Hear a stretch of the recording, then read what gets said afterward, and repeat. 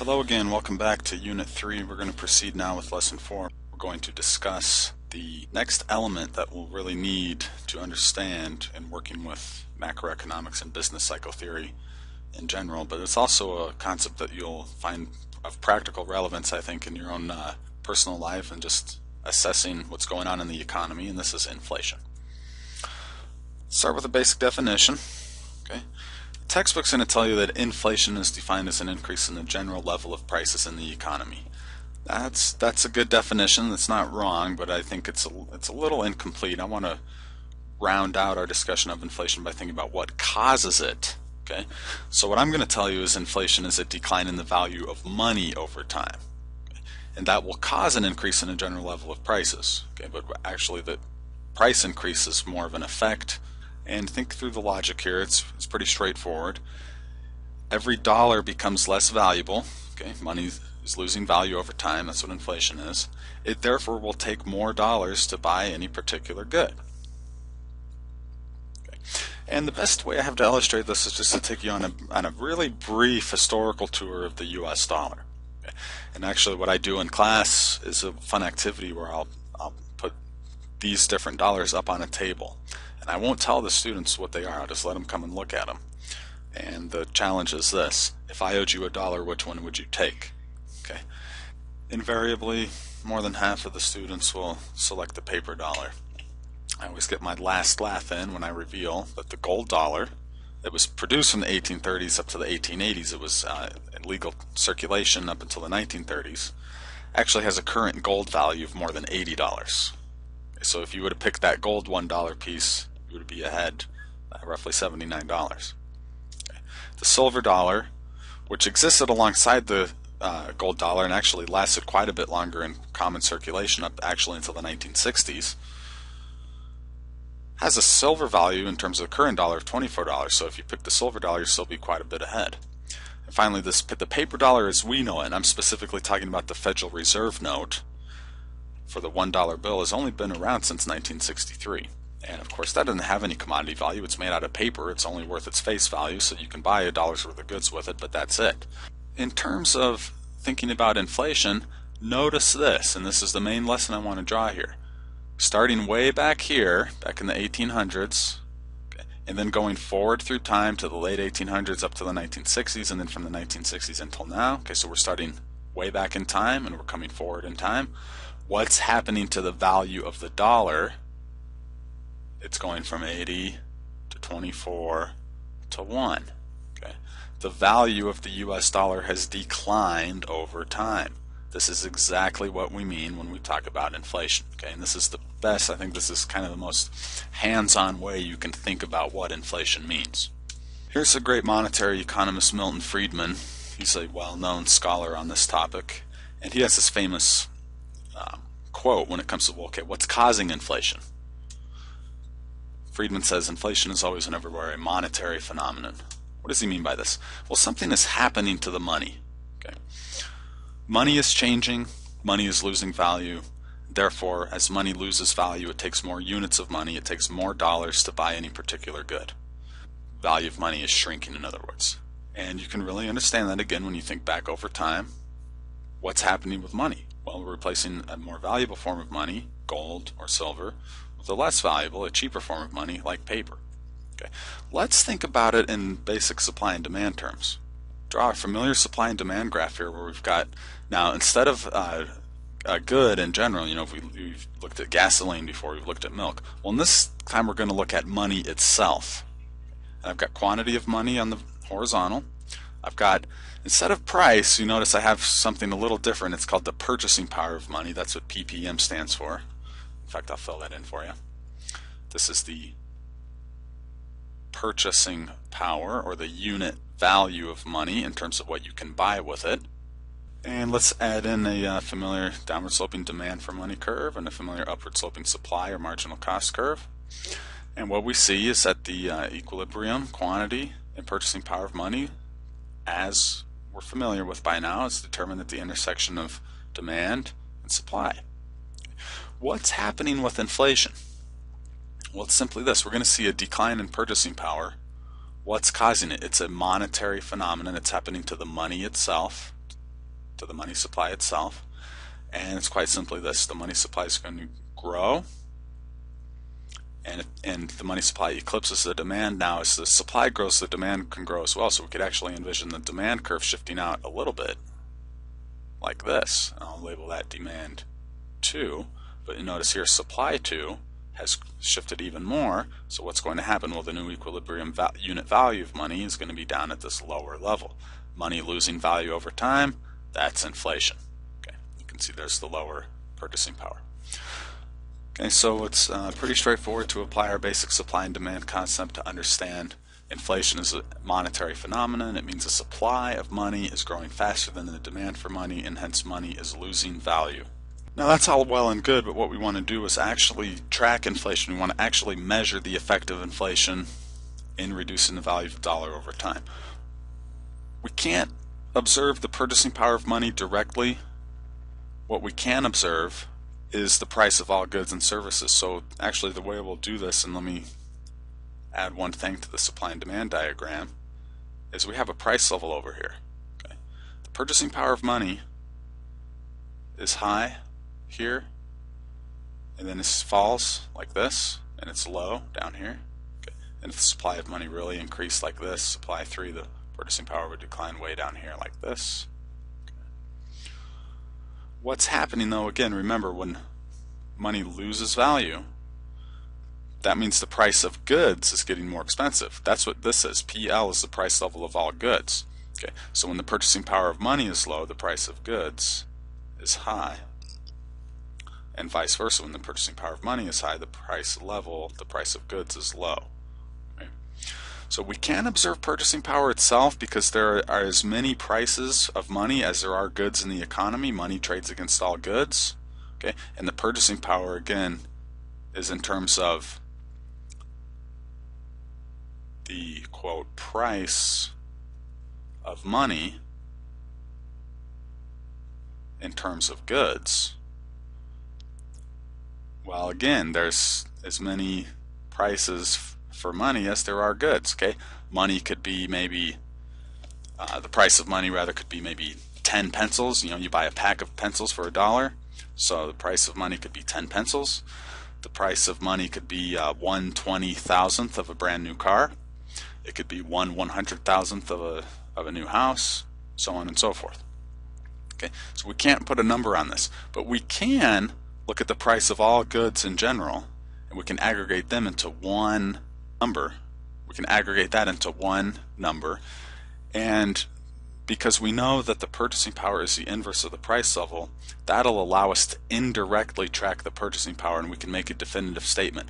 How much purchasing power did the dollar lose? How much? Well, that's the same as asking how much did the price index go up. Let's say it went up by 15% over a certain period of time. Price index went up by 15%. That means the purchasing power of money went down by 15%. Okay, 15% inflation means a 15% reduction in the purchasing power of money. And so we'll use this concept of the price level here to size up the effects of inflation on the value of money. Here's a pretty telling chart. Now we have one of the price index, price level measurements that we're going to use, that we'll become very familiar with here. And this is the CPI, the Consumer Price Index. More on this in a second. What this does is allow us to track inflation over time. And take a look here. The concept is that what is the price for a particular basket of goods? Okay. And this literally takes a fixed basket of all different kinds of goods. Okay. It says what do they cost in time period 1, 2, 3, 4, so on. Okay. When you look back here, we're basically looking at 100 years worth of the price index. So what this says is that a basket of goods that had a cost of $10 in 1915 had a cost of $36 in 1965, had a cost of $100 in, this would be actually 1982, and more recently has a cost of $207. And actually the current price index number is 229, so something that cost $100 in 1982 would currently cost $229 in early 2013. So we can see again the price of goods is going up. How much does it go up? Put that in percentage terms. That tells us how much the value of the dollar is going down. Okay. Now, this is going to be basically the same chart, but I'm going back over a much longer span of history. I'm going to go back to the very beginning of the U.S. Here we are right here in the 1770s, the American Revolution. And I want to point out to you the long-term trends of inflation. Okay, the price level, the consumer price index, and again in a little bit here I'll show you how we construct that number and how we work with it. But for now you can just kind of understand this is a aggregated number for the prices of all consumer goods in the economy. Okay. A couple of things that stand out at us when we look at the long-term trend of the price level in the U.S. Okay. Go back to the beginning, go back to the 1700s and 1800s. You'll notice that while there were little episodes of inflation here, here's an episode of inflation during the Revolutionary War. It didn't last and the prices eventually come back down. Here's an episode of inflation during the War of 1812. But it didn't last and the prices come back down. Here's an episode of inflation in the 1860s. What's going on there? If you've been watching the History Channel at all, you'll know that's the Civil War. But look, it comes back down. The prices go up quite a bit, but then they come back down for a long period in the late 1800s. And they're stable over the long run. The price level goes up and down, but it always comes back down, and it's very, very stable way up until the early 1900s. After about 1913, 1914 or so, we're going to see inflation. Here's World War I. It comes back down a little bit, then it comes down quite a bit more in the Great Depression, but it never quite gets back down to that old level of where it was. Instead, it starts creeping up and up and up and up and up and up, and then there's kind of a turning point here in the early 1970s to where the price level is on pretty much one direction upward trajectory. And if you're anything like me, you're not a big fan of One Direction. Let me reset this, and I want us to look at a little more detail at these historical episodes. Okay. Look at the historical episodes of inflation in U.S. history where the price level is going up. 1770s, 18 teens, 1860s, 19 teens. You can also see a little bit of it here in the 1940s. What geopolitical events do we have in common here? That's right, war. One common historical pattern you'll see is that inflation tends to happen during war. We look back to our very brief monetary history here. What do we see? Well, we see the dollar used to be gold. That's an actual gold coin. Okay. From the 1830s up to the 1930s with a few exceptions, namely the Civil War. After that, it had some links to silver remaining into the 1960s. Okay. And it's only been since the 1960s that the dollar has been purely paper. There's been no connection to precious metal, either silver or gold. So what does that have to do with inflation? Well, it should be pretty easy to realize here that what is going on is to help finance wars, especially really big war efforts like the Civil War here.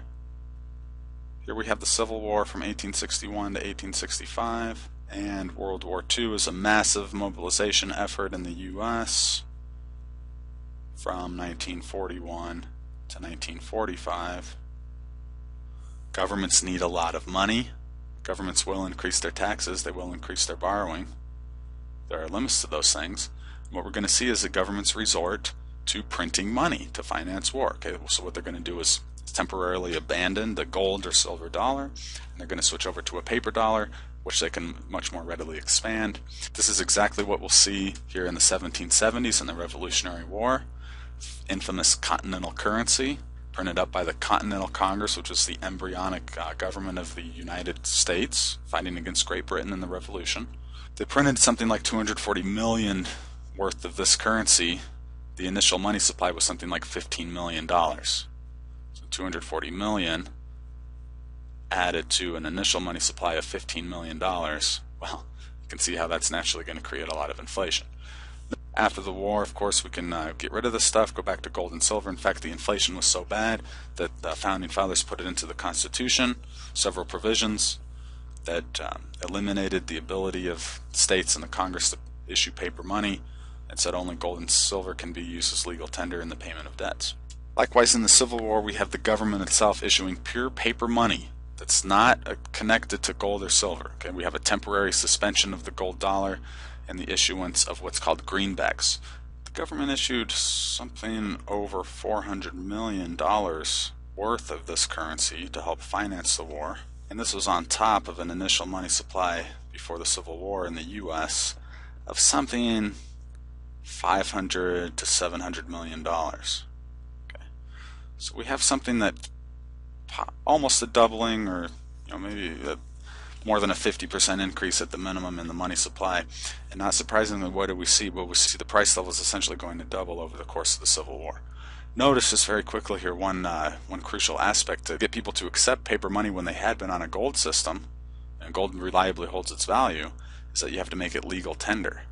It says this note is a legal tender for all debts, public and private, with a few little exceptions here. What that means is that you can force somebody to take this in payment of a debt, even if they were expecting the gold dollar. Just to give you a sense of what happens to the relative values here, at the depth of the Civil War, the paper dollar, which comes to be known as the greenback here, for obvious reasons, a tradition we've kept to this day, putting green ink on the back of the bill. So $1 worth of greenbacks is equivalent to about 40 cents in the old gold dollar. In other words, it took 2 greenbacks, it took 2.5 greenbacks to buy 1 gold dollar. That's because the overissuance of the greenbacks, and it actually results in a flight of gold out of the economy. Similar situation will happen during this big inflation episode in World War I. Now we have the Federal Reserve on the scene. We'll talk about the Federal Reserve quite a bit later, but what the Federal Reserve can do.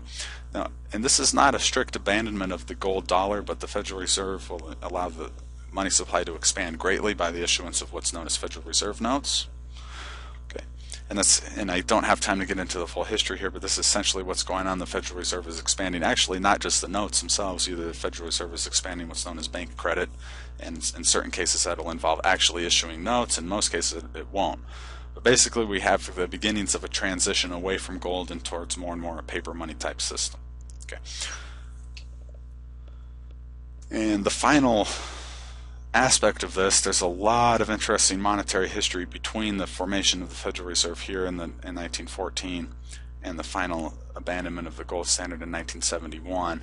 But basically what brings us to what we have now, which is a pure paper money. The Federal Reserve note has no connection to the previous precious metals, gold or silver, which had defined the U.S. monetary standard all the way back from the very beginning, in fact going all the way back to colonial times, and before that going all the way back to medieval times. Okay. For this whole period here, the U.S. is on an ancient, some kind of gold and or silver monetary system. Since then, we're on a pure paper money system. If you look closely at your dollar bill, you'll just see it says legal tender for all debts. There is no reference, there is no connection to gold or silver. Go back to our supply and demand for money model, and it's pretty easy to think through what's happening here. Ask yourself, what's easier to increase the supply of? Okay, gold or paper? Okay. The supply of gold can increase with something, and I'll actually mention this again, something like a gold rush. We've seen several gold rushes in U.S. history alone. The supply of gold can increase quite a bit. The costs of it are reduced because they find a lot more of it. People flock to them thar hills, so to speak, to go dig up more gold, and the supply goes up a little bit, and the demand usually would go up a little bit each year as well. So the demand curve goes something like this. Supply goes up more than demand, and what you wind up with here, let me draw these lines in, that's our initial purchasing power. And what you wind up here is the purchasing power goes down a little bit year by year. It's possible in a gold standard, definitely. It's also very possible that the supply doesn't go up very much at all, and eventually the demand comes to outpace the supply, and what happens is that you have a little bit of deflation. You actually have the purchasing power of money going up here. Okay, so you have PPM, let's label that 2, PPM 1. With your gold rush, you have a little bit of inflation. With the end of the gold rush and the growth of the economy, money demand grows faster than supply, and you actually have a little bit of deflation. Okay, that's a gold standard. Well, think about now what happens to the cost of producing new money when we switch to paper money system. The cost of paper is really cheap, and it doesn't really even technically slope up. I'll show you why here in a second, but look what happens. Okay, the supply of money, which is the cost, remember, supply is marginal cost. The marginal cost of adding paper money is essentially zero, or it's essentially very low.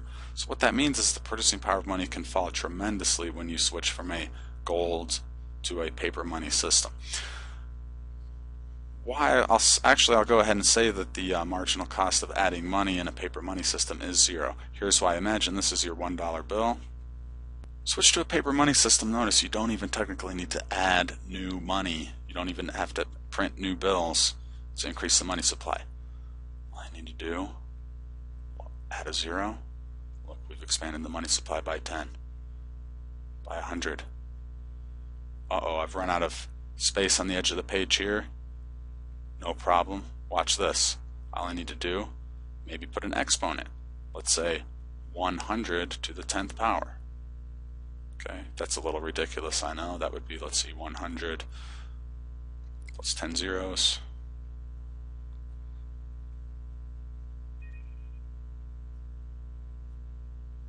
$1 trillion. Okay. Think it's unlikely? Well, take a look at these.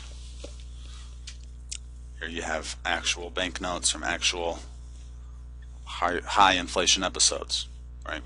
So the marginal cost of paper money is essentially 0. Now, why don't we see tremendous inflation? Well, that's because there are some constraints on issuing new money, and that has to do with what we call monetary policy. Money issuance is naturally in the hands of one single monetary authority. If we let any old person issue money, like you could in the gold standard, by the way, back in the gold mining days, if you found gold, congratulations, you had money. All you had to do was take it to the mint. If you weren't close to a mint, you could actually make your own coins, right? But the cost, the rarity of gold, and the cost of gold made the money growth fairly slow in general terms, and that prevented inflation over the long haul. The exact opposite is true with paper money. The cost is so low that you're almost bound to see more inflation. A couple more quick points here, a little bit more monetary history for you. In case you haven't found out by now, I'm a huge history buff, and I'm a huge money buff, and that means I'm a huge monetary history buff. You go back before 1963, what was your dollar bill? Some of you older folks out there, you'll remember this. Some of you younger folks, you might have to ask your parents or grandparents. You go back to the 1950s. Okay, your dollar bill was not pure paper money. It was actually a silver dollar. Okay, you didn't carry a silver dollar around because it was inconvenient. If you wanted to carry a lot of money, it became kind of clunky. But it was still a silver dollar because your dollar bill, take a look here, your dollar bill was what's known as a silver certificate. Look what it said. It said, "This certifies that there is on deposit in the Treasury of the United States of America $1, fine print here, in silver, payable to the bearer on demand." For every silver certificate issued by the U.S. Treasury, there actually was a silver dollar in a vault somewhere. Okay, so this is basically a claim ticket for a silver dollar. You use the paper instead of the dollar because it's a lot more convenient, it's a lot lighter, it's easier to carry. But the dollar still was a silver dollar, and these things were in circulation in the U.S., as I said, up until the 1960s. Back in the gold days, similar situation. All paper money was in one way or another redeemable in gold, whether it was this gold certificate. Now see, this $20 bill is a gold certificate. It's the exact same kind of instrument as a silver certificate. It says that this certifies that there is on deposit in the U.S. Treasury $20 in gold coin. So there would be a $20 gold piece for every $20 silver certificate. There were other kinds of paper currency in circulation. All of them were ultimately redeemable at the request or at the demand of the money holder back into coin. And again, the reason people use currency is basically it's much more convenient. You don't want to carry on big sacks of gold when you can fold up a whole bunch of money in the form of certificates or banknotes in your pocket or in your billfold. Okay, but we know the upshot of this is that we switch over a gradual period of time from gold or silver kinds of money, which are hard to reproduce and therefore prevent excessive money supply growth, hold inflation down. We switch to a complete paper money system, and that is easy to reproduce. It's easy for the monetary authority to overdo issuing money, and when they do, it causes the unit value of money to go down. That's what causes inflation. Okay, so there's my whirlwind tour of U.S. monetary history for you, and hopefully it will help you understand this inflation concept a little better.